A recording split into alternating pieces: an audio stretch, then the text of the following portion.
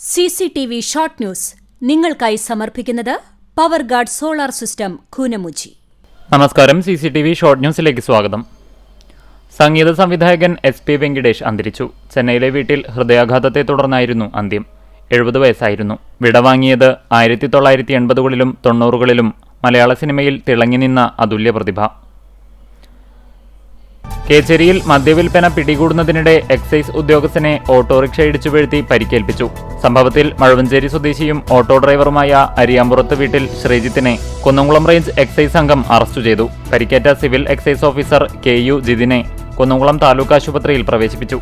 മഴവഞ്ചേരി മത്തനങ്ങാടിയിൽ കഴിഞ്ഞ ദിവസമായിരുന്നു സംഭവം. എരുമപ്പെട്ടി മങ്ങാട് പള്ളിക്ക് സമീപം നിയന്ത്രണം വിട്ട സെയിൽസ് പിക്കപ്പ് വാൻ 3 ഇരുചക്ര വാഹനങ്ങളിലിടിച്ച് അപകടം. സ്കൂട്ടർ യാത്രക്കാരായ കോൺഗ്രസ് എരുമപ്പെട്ടി മണ്ഡലം പ്രസിഡന്റ് ഉൾപ്പെടെ 2 പേർക്ക് പരിക്കേറ്റു. മണ്ഡലം പ്രസിഡന്റ് എരുമപ്പെട്ടി മാരാമ്പുറത്ത് നിഷാദ്, കോട്ടപ്പുറം സ്വദേശി വിനു എന്നിവർക്കാണ് പരിക്കേറ്റത്. ഗുരുവായൂർ ക്ഷേത്രനടയിൽ മാലിന്യക്കൂമ്പാരത്തിന് തീപിടിച്ചു. വന്നപകടമൊഴിവായത് തലനാരിഴക്കെ. ക്ഷേത്രത്തിന്റെ വടക്കേ നടപ്പുരയ്ക്കും ഇന്നറിംഗ് റോഡിനുമിടയിൽ സ്വകാര്യ വ്യക്തിയുടെ ഉടമസ്ഥതയിലുള്ള പറമ്പിലാണ് രാവിലെ 8ഓടെ തീപിടുത്തമുണ്ടായത്. തീ പടർന്നത് വഴിയാത്രക്കാർ വലിച്ചെറിഞ്ഞ സിഗരറ്റ് കുറ്റിയിൽ നിന്നെന്ന് നിഗമനം.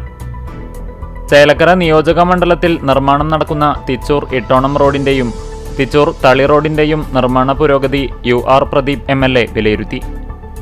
ഈ വർഷത്തെ ലീഡർ K കരുണാകരൻ സ്മാരക പുരസ്കാരം മുൻ നിയമസഭാ സ്പീക്കറും മുതിർന്ന കോൺഗ്രസ് നേതാവുമായ തേറമ്പിൽ രാമകൃഷ്ണന് നൽകും. 25,000 രൂപയും ഫലകവും അടങ്ങുന്ന പുരസ്കാരം ഫെബ്രുവരി 13 പൊന്നിയൂർക്കുളം ആൽത്തറയിൽ നടക്കുന്ന ചടങ്ങിൽ KPCC മുൻ പ്രസിഡന്റ് K മുരളീധരൻ സമർപ്പിക്കും.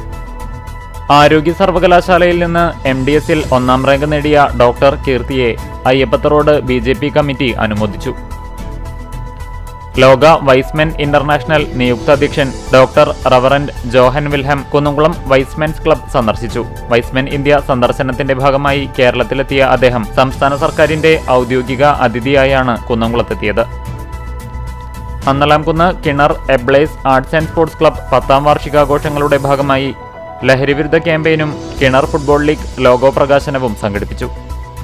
CCTV ഷോർട്ട് ന്യൂസ് നിങ്ങൾക്കായി സമർപ്പിക്കുന്നത് power guard solar system Koonamuchi. ഇതോടെ ഷോർട്ട് ന്യൂസ് സമാപിക്കുന്നു. കൂടുതൽ വാർത്തകൾക്കും വിശേഷങ്ങൾക്കും ഞങ്ങളുടെ web page, Facebook page, YouTube എന്നിവ സന്ദർശിക്കുക. തത്സമയ വാർത്തകൾക്കായി www.cctv online.tv സന്ദർശിക്കുക. നമസ്കാരം.